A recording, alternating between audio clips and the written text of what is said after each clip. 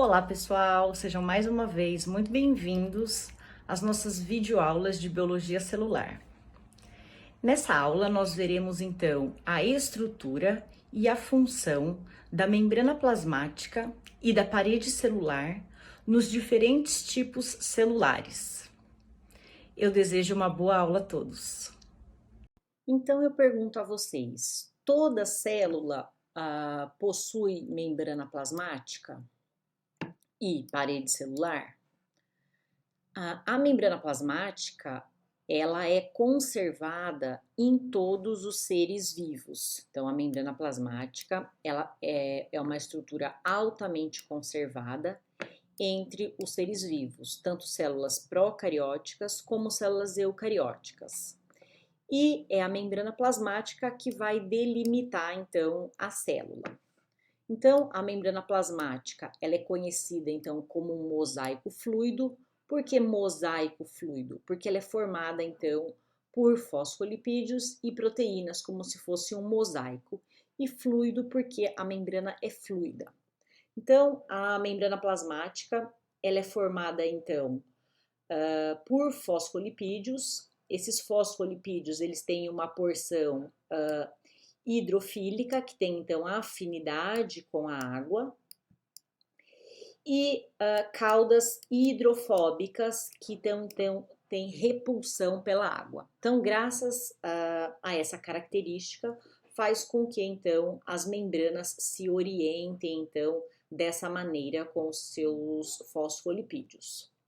Então, além dos fosfolipídios, as membranas possuem então as proteínas de canal, que são proteínas que são arranjadas de uma maneira então específica na membrana plasmática, que permite então, que forme então esse canal na membrana plasmática por onde vão atravessar então substâncias. Além das proteínas e dos lipídios, as membranas plasmáticas, elas possuem oligosacarídeos, que são moléculas de carboidratos, que podem estar ligadas a proteínas, formando então as glicoproteínas, ou ligada aos lipídios, né, aos fosfolipídios, formando então os glicolipídios. E graças a essa região rica aqui em oligosacarídeos, é que dá então resistência, proteção às células. E essa camada, então, de oligosacarídeos, ela vai estar sempre voltada para o meio extracelular, conferindo, então, proteção à célula. Essa região, então, rica em oligosacarídeos é conhecida como glicocálice. Então, a membrana plasmática ela vai estar presente em células vegetais. Aqui é o desenho de uma célula vegetal, mostrando aqui uma mitocôndria. Aqui está o citoplasma da célula. Aqui está a membrana plasmática. E, além da membrana plasmática, nas células eucarióticas vegetal, a gente vai ter aqui a parede celular. A parede celular, além de estar presente em células eucarióticas vegetais, ela também vai estar presente em células procarióticas, como as bactérias. Então, aqui a gente tem um desenho de uma bactéria, mostrando aqui o material genético da bactéria, que está disperso aqui no citoplasma da célula. E a primeira camada aqui que está separando o citossol da célula do meio extracelular é essa camada cinza aqui, que é a membrana plasmática. E mais ao exterior, essa membrana verde, tá então a parede celular, que vai estar presente em células procarióticas. A membrana plasmática, então, ela é conservada em todos os tipos celulares, sejam células procarióticas ou eucarióticas. Então, aqui uma célula animal que está presente, aqui a membrana plasmática, separando então o meio intracelular do meio extracelular. Além da membrana plasmática, as células eucarióticas, elas vão ter então um sistema de endomembranas que é formado então pelo envelope nuclear que está protegendo aqui o núcleo da célula, o retículo endoplasmático liso e rugoso, onde vão ser sintetizados proteínas e lipídios, o complexo de Golgi, onde é responsável pelo empacotamento das moléculas produzidas aqui no retículo endoplasmático rugoso e no retículo endoplasmático liso. Então, essas vesículas, elas são destinadas aqui para o complexo de Golgi para serem empacotadas e modificadas, pois no complexo de Golgi são sintetizados sacarídeos. E a gente vê que numa célula eucariótica animal, ela não vai ter a parede celular. E no caso da célula eucariótica vegetal, essa sim, além da membrana plasmática, ela também vai possuir então uma parede celular, que vai conferir então resistência a essa célula. Então aqui uma célula vegetal, mostrando aqui o núcleo da célula, o envelope nuclear, o retículo endoplasmático rugoso, o retículo endoplasmático liso, o complexo de Golgi, os cloroplastos, as mitocôndrias e algumas vesículas. E a gente vê aqui mais internamente a célula, a membrana plasmática, e mais externamente a parede celular.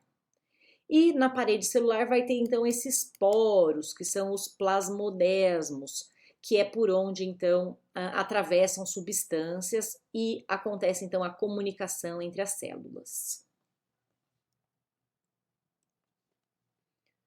No caso dos procariotos, como as bactérias, elas também, além da membrana plasmática, também apresentam a parede celular.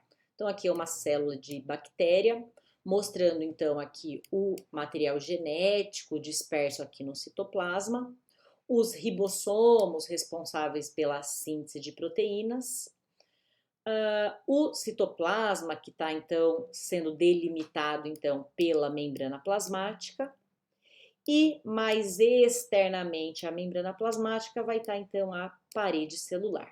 Então a parede celular, a composição da parede celular, ela pode variar em relação à sua composição, dependendo dos organismos. Então, toda célula ela vai ser então delimitada por uma membrana plasmática, que vai ser então uma estrutura altamente conservada, ou seja, formada por fosfolipídios, proteínas e oligosacarídeos. No entanto, nem todas as células são compostas de parede celular. A parede celular, então, não vai estar presente em células eucarióticas animais. Ela vai estar presente em células eucarióticas vegetais e procariotos e fungos.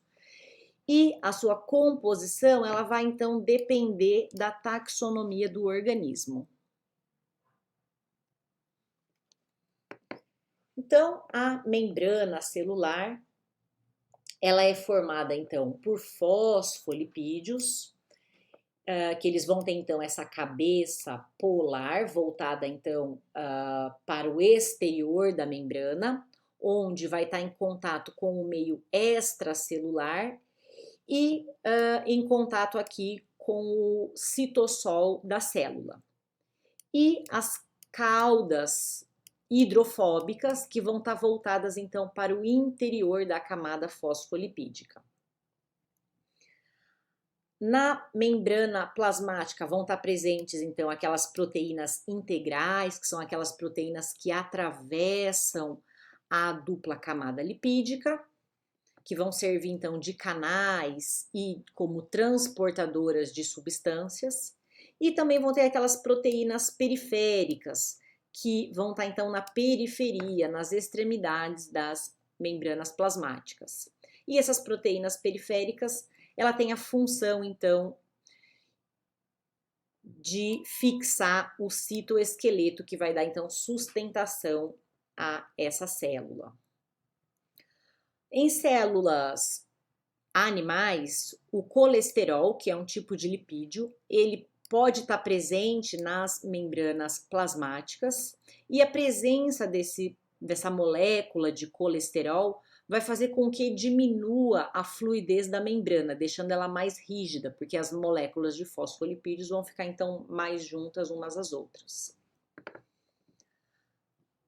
Na parte externa da membrana plasmática, que fica em contato com o meio extracelular, vão ter então moléculas de oligosacarídeos que podem estar então ligadas a proteínas, formando então as glicoproteínas, ou pode ter aqueles oligosacarídeos que vão estar ligados aos lipídios, formando então os glicolipídios.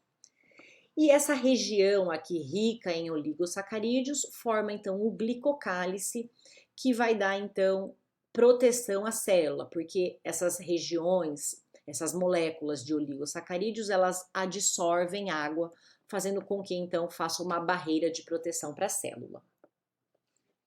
Então, as glicoproteínas vão ser então aqueles carboidratos de cadeia curta que vão estar ligados a proteínas na superfície externa da membrana plasmática, e a função é de reconhecimento celular. E os glicolipídios, que são os carboidratos ligados aos lipídios, vai ter a função, além de reconhecimento celular, a de proteção da membrana em condições adversas. Então, as funções da membrana plasmática vai ser, então, de fornecer uma barreira de proteção para a célula. É através da membrana plasmática que vai ocorrer, então, o transporte de substâncias. E, graças, então, a esse transporte de substâncias, é que faz todo o regulamento de transporte de substâncias, tanto para dentro quanto para fora da célula. Vão ter, então, aquelas moléculas que vão fornecer, então, a função de reconhecimento celular. Vão ter, então, as proteínas, que têm a função de sítios de adesão. Graças à membrana plasmática é que as células podem fazer, então, a troca gasosa, né, que é a respiração. É na membrana plasmática que vai estar inserido o flagelo. As proteínas, elas vão ancorar os filamentos aqui do citoesqueleto e elas podem funcionar também como sítios de ligação de enzimas.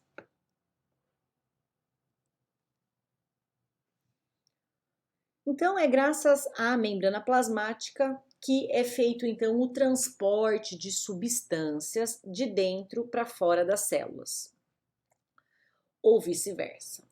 E esse transporte, então, de substâncias, ele pode ser de dois tipos. Pode ser do tipo do fluxo de massa, que ele obedece, então, aqui um gradiente de potencial da água. Então, a água é captada aqui do solo e, graças aqui ao gradiente de potencial da água, a água, então, caminha ao longo aqui da planta. E esse transporte pode ocorrer de forma da difusão. A difusão pode ser de três tipos, pode ser a osmose, a difusão simples e a difusão facilitada. Qual que é a diferença, então, dentre esses três tipos de difusão? No caso da osmose, o que vai ser difundido vai ser, então, o solvente, ou seja, a água que vai, então, atravessar a membrana. E esse movimento ele vai ser sempre a favor de um gradiente de concentração, ou seja, de uma região onde tem uma maior concentração de água para uma região onde tem uma menor concentração de água. E esse transporte, então, ele não requer proteínas de transporte e, por se dar a favor de um gradiente de concentração, ele também não requer gasto de energia. Então, imagine aqui duas regiões, onde é separada aqui por uma membrana semipermeável. Uma região aqui tem uma maior concentração de água e menor concentração de soluto, e uma outra região aqui que tem uma menor concentração de água e uma maior concentração de soluto. Então a água, ela vai caminhar, né, ela vai ser difundida da região de maior concentração de água para a região de menor potencial hídrico, para que seja então estabelecido aqui o equilíbrio. No caso da difusão simples, o que é transportado são pequenas moléculas apolares, como os gases, oxigênio, gás carbônico e outras moléculas pequenas. Esse movimento, ele também vai se dar a favor de um gradiente de concentração, ou seja, onde esses gases vão estar então numa maior concentração por uma região então de menor concentração. E também não requer o gasto de energia, já que esse movimento se dá a favor de um gradiente de concentração. Então imaginemos aqui que uma membrana plasmática está separando então duas regiões, uma de alta concentração aqui pode ser de oxigênio, de uma região aqui de baixa concentração de oxigênio. Então o oxigênio, ele vai ser transportado aqui da região de alta concentração para uma região aqui de baixa concentração. E o terceiro tipo de difusão, que é a difusão facilitada, onde vai ser transportado, então, íons e moléculas polares. Esse movimento, ele também vai se dar a favor de um gradiente de concentração, porém, ele requer proteínas de transporte. Essas proteínas de transporte, elas podem ser do tipo canal ou do tipo carregadoras. E por se dar o movimento a favor de um gradiente de concentração, também não requer o gasto de energia. Essas proteínas transportadoras, as proteínas de canal, elas vão formar um canal por onde essas substâncias vão atravessar, então, essa membrana plasmática. Enquanto que as proteínas carregadoras, elas vão literalmente carregar o íon ou a molécula e transportar para o lado ou para o lado de dentro ou para o lado de fora da célula. Então vai ter uma região na proteína onde essa molécula vai se ligar e vai ser ejetada ou vai ser inserida dentro da célula. No caso da difusão simples, então as moléculas elas vão se mover de uma região mais concentrada para uma região menos concentrada a favor do gradiente de concentração.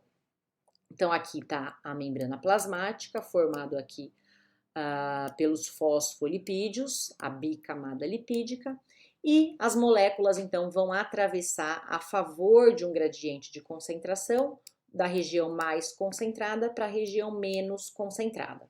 Então as moléculas vão caminhar aqui nesse sentido. Então esse processo é um processo passivo porque ele não requer o gasto de energia. E o movimento vai se dar então a favor de um gradiente de concentração da região mais concentrada para a região menos concentrada. Então, a osmose, né, que é o processo então de transporte de água através então da membrana plasmática, quando a célula é mantida num meio extracelular isotônico, iso vem de igual, ou seja, a concentração de solutos no meio extracelular vai ser igual à concentração de solutos no meio intracelular.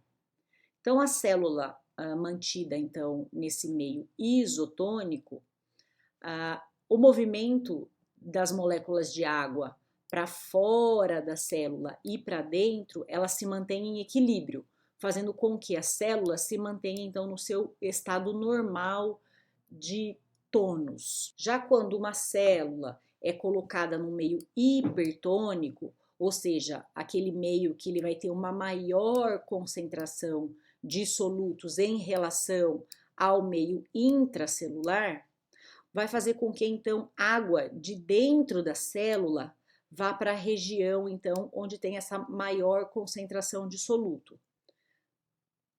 Essa região onde tem maior concentração de soluto, ela vai ter, então, um menor potencial hídrico. E aquela região que tem uma menor concentração de soluto, ela tem um maior potencial hídrico.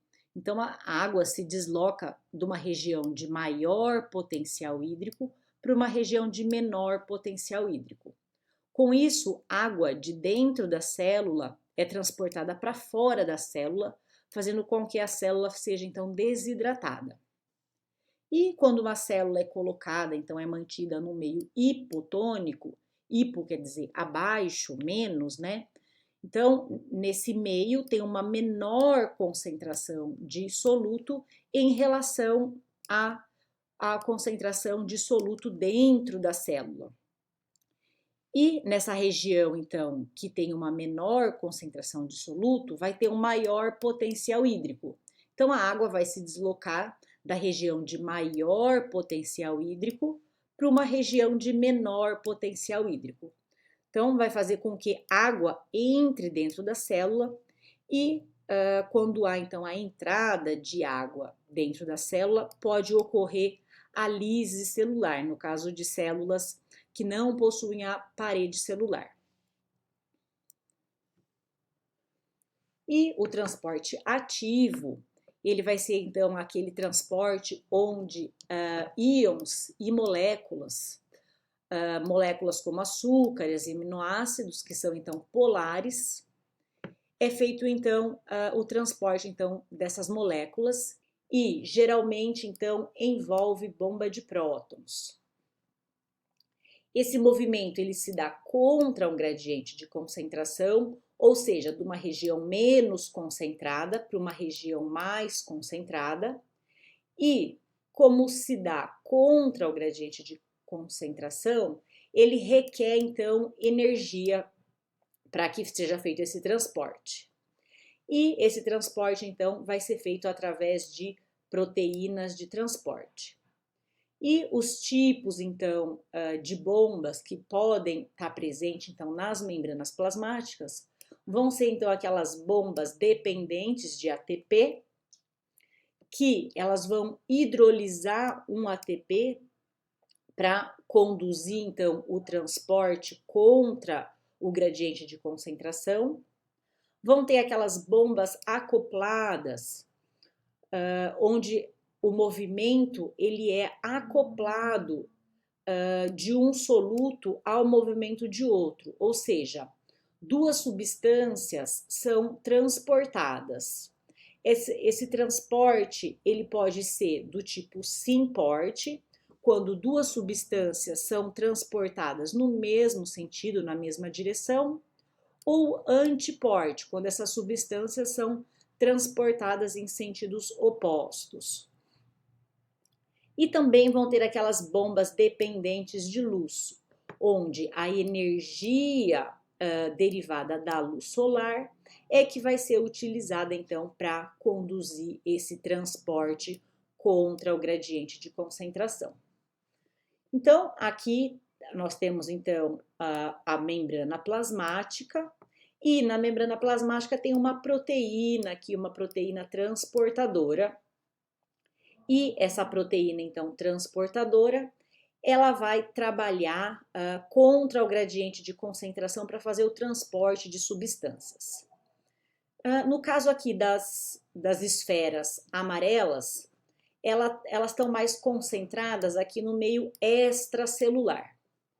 E essas esferas amarelas, elas vão, então, ser transportadas contra o gradiente de concentração. Então, na região intracelular tem uma menor concentração dessas esferas. Então, elas vão ser ejetadas para fora da célula contra o gradiente de concentração. E ao contrário, esses quadradinhos laranjas, eles vão ser transportados então para dentro da célula contra o gradiente de concentração, porque fora da célula tem uma menor concentração desses quadradinhos, enquanto que dentro da célula tem uma maior concentração. Então ele está sendo transportado da região onde tem uma menor concentração para uma região que tem uma maior concentração. Então, esse transporte está sendo feito contra o gradiente de concentração. Como esses transportes são contra o gradiente de concentração, eles requerem, então, a energia que é obtida, então, da hidrólise da molécula de ATP. E a osmose, ela vai ocorrer de maneira igual em células animais e células vegetais? As células animais, elas não possuem parede celular, enquanto que as células vegetais possuem parede celular. Então, a presença ou a ausência dessa parede celular, o que ela vai, então, interferir no processo de osmose? No caso de uma célula animal, aqui é uma hemácia, quando ela é mantida aqui em meio isotônico, ela vai permanecer no seu estado normal, no seu formato de tônus normal. Enquanto que quando ela é submetida, né, a um meio hipertônico, ou seja, um meio que ele tem uma maior concentração de solutos fora da célula, a água então vai sair de dentro para fora da célula, fazendo com que a célula fique então desidratada. E quando uma célula animal é colocada no meio hipotônico, esse meio hipotônico ele vai ter uma concentração de soluto menor do que dentro da célula e vai fazer com que a água de fora da célula entre para dentro da célula. E como essa célula não possui parede celular, pode acontecer de entrar tanta água dentro da célula que leve então à lise celular. Já numa célula vegetal que possui a parede celular, a célula que é mantida então em meio isotônico, ela permanece então no estado normal.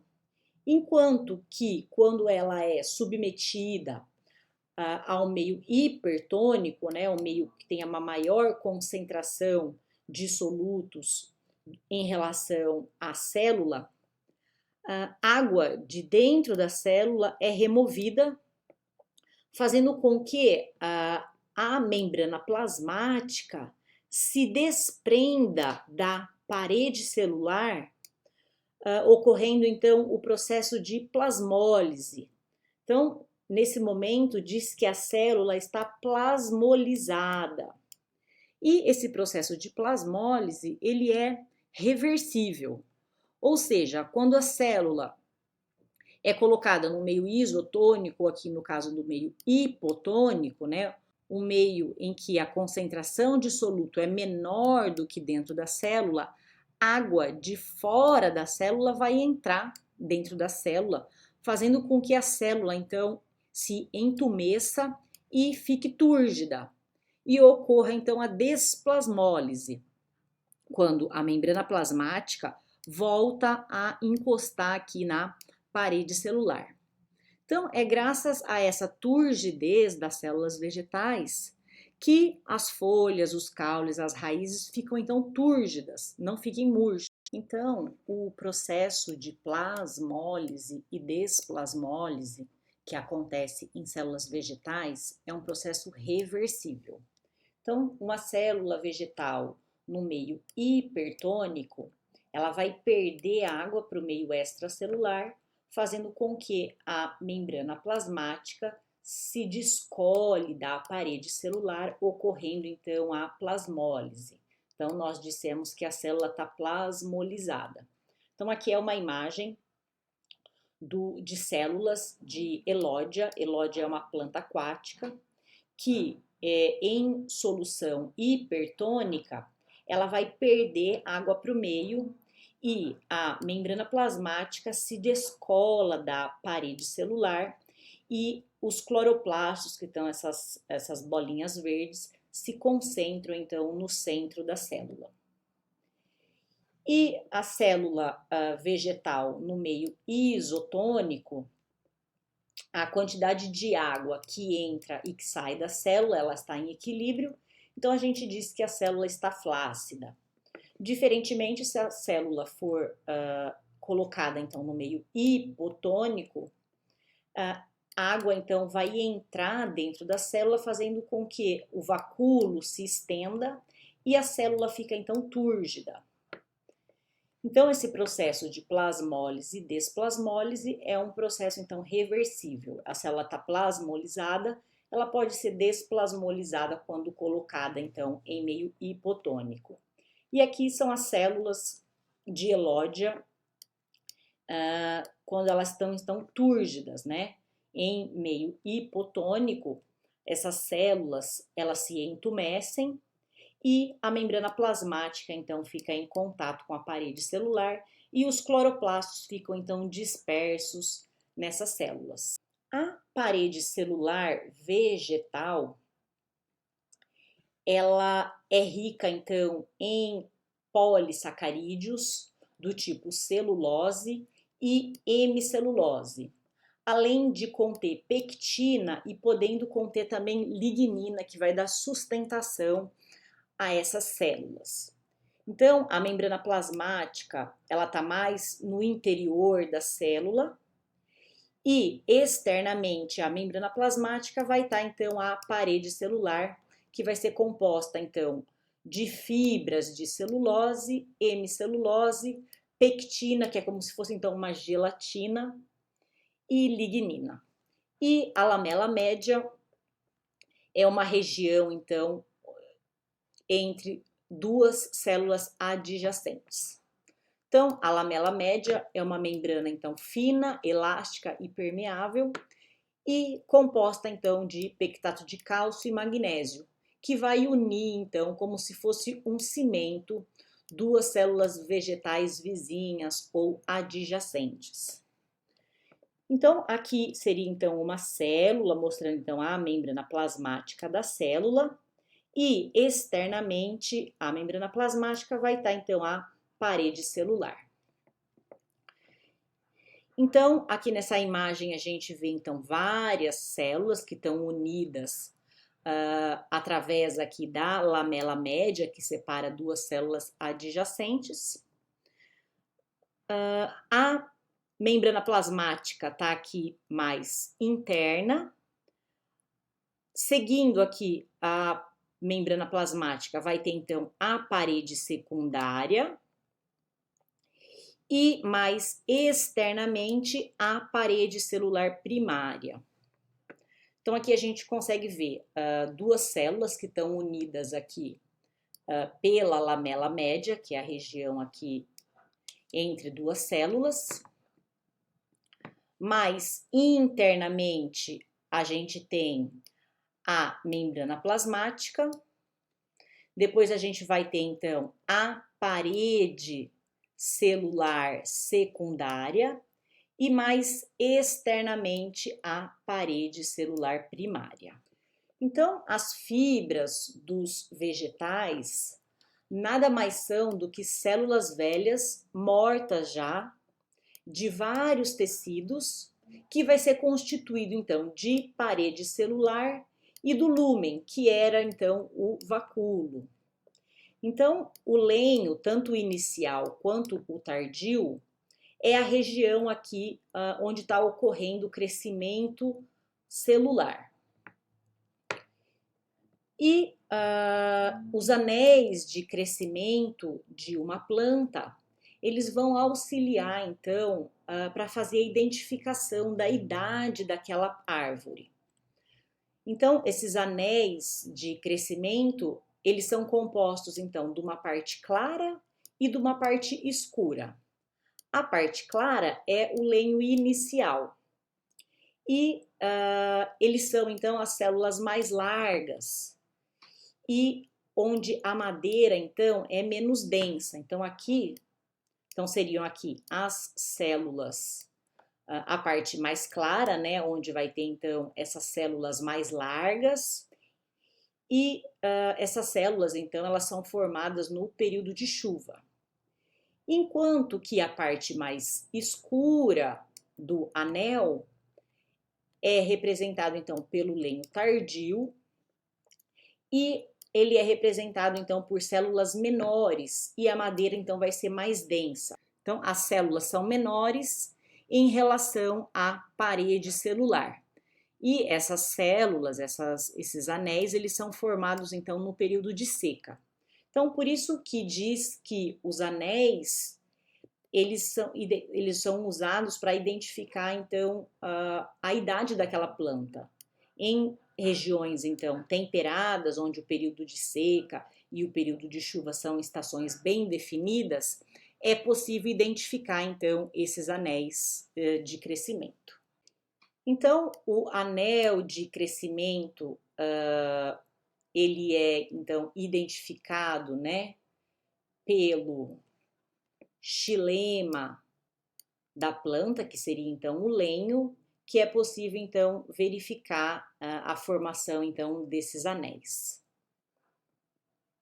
Então aqui a gente consegue ver aqui o número de anéis corresponde então à idade dessa planta. Então, agora a gente vai observar então células de elódia. Elódia é essa plantinha aquática aqui, utilizada como planta ornamental em aquário.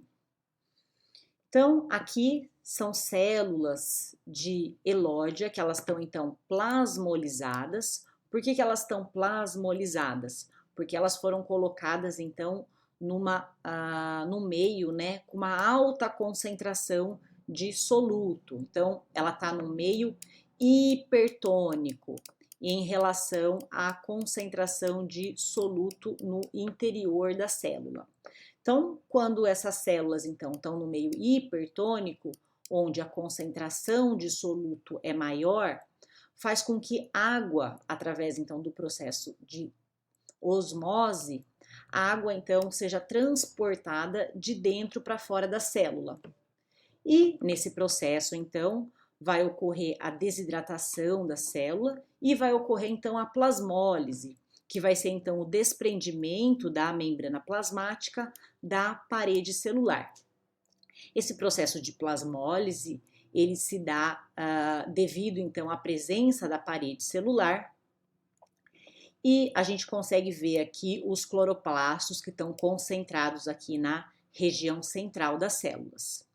E se esse mesmo tecido, se essas mesmas células forem colocadas posteriormente no meio hipotônico, onde a concentração de soluto é menor do que no interior da célula, essas células, então, elas vão absorver água pelo processo de osmose e essas células, então, se tornam túrgidas. Ou seja, a membrana plasmática se destende, né? Se estende em contato aqui com a parede celular e a gente consegue visualizar aqui os cloroplastos dispersos aqui dentro da célula. Então eu peço que vocês entrem aqui nesse link e assistam então esse vídeo mostrando esse processo de plasmólise e desplasmólise que ocorre em células vegetais e esse processo se dá graças à presença da parede celular. Um outro exercício, então, que vocês vão visualizar vai ser, então, o efeito, né, de diferentes solventes orgânicos na permeabilidade da membrana celular em beterraba. Então a gente usa a beterraba porque a beterraba tem um pigmento que é a beta-cianina e utilizando diferentes solventes a gente consegue visualizar esse pigmento saindo então das células de beterraba. Então é utilizado então 5 diferentes tratamentos e o controle. Então o controle vai ser então água, então vai ser cortado fragmentos, né, cubos da beterraba e vai ser colocado então nesses 5 diferentes tratamentos e no controle. Então um cubo de beterraba vai ser colocado em água. O primeiro tratamento vai ser então água em alta temperatura. Vocês vão visualizar então que a alta temperatura vai influenciar a permeabilidade da membrana. A alta temperatura faz com que a membrana fique mais fluida e, com isso, o pigmento beta-cianina vai ser mais facilmente extraído da célula. Um segundo tratamento, que é o EDTA, esse ácido, então, ele é um agente quelante que sequestra íons de cálcio. O cálcio é um íon muito importante para manter a estrutura da membrana plasmática. E quando é utilizado, então, esse agente quelante, que é o EDTA, vai facilitar, então, a remoção desse pigmento através da membrana plasmática. O terceiro tratamento vai ser, então, adicionado esses cubos em cloreto de cálcio.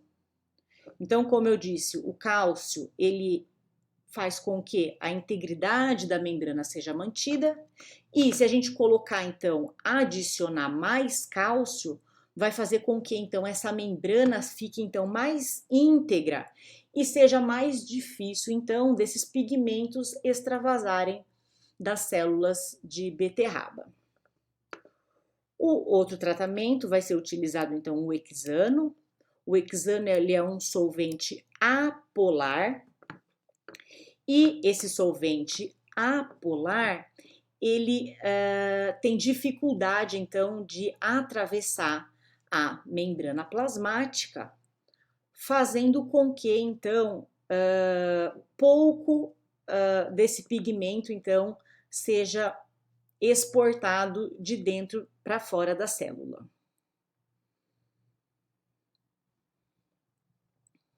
Então, apesar das moléculas pequenas, apolares, como oxigênio, CO2, serem transportadas facilmente pela membrana, no caso desse solvente, que também é apolar, ele tem um tamanho maior que dificulta, então, sua passagem. E o último tratamento, então, vai ser o etanol. O etanol, ele é um solvente que tem característica anfipática, ele é polar e apolar na mesma molécula, e isso faz com... E essa característica anfipática faz com que o etanol desestruture a membrana plasmática,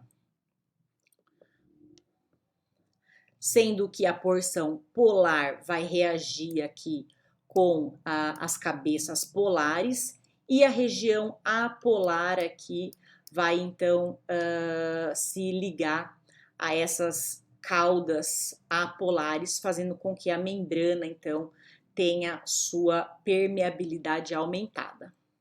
Então, eu peço também que vocês entrem, então, nesse link aqui, para estar visualizando, então, esses diferentes tratamentos que foram feitos, então, em cubos de beterraba, para visualizar o efeito desses diferentes tratamentos sobre a permeabilidade da membrana. E no caso das células animais, elas vão reagir igualmente como as células vegetais no quanto à plasmólise e desplasmólise em meios hipertônico e hipotônico? Não, elas não vão se comportar da mesma maneira, porque elas não têm parede celular. Então, no meio hipertônico, as células vão perder água para o meio e vão se desidratar. No meio isotônico, elas vão se manter da sua forma normal, e no meio hipotônico, a água então vai entrar dentro da célula, e essa célula vai se entumecer e vai chegar a um ponto que ela vai estourar.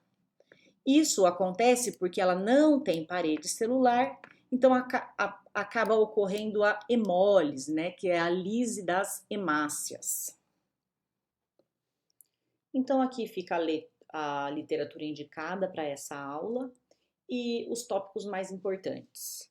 Então nós chegamos ao fim de mais uma aula e eu espero que vocês tenham aproveitado e bons estudos.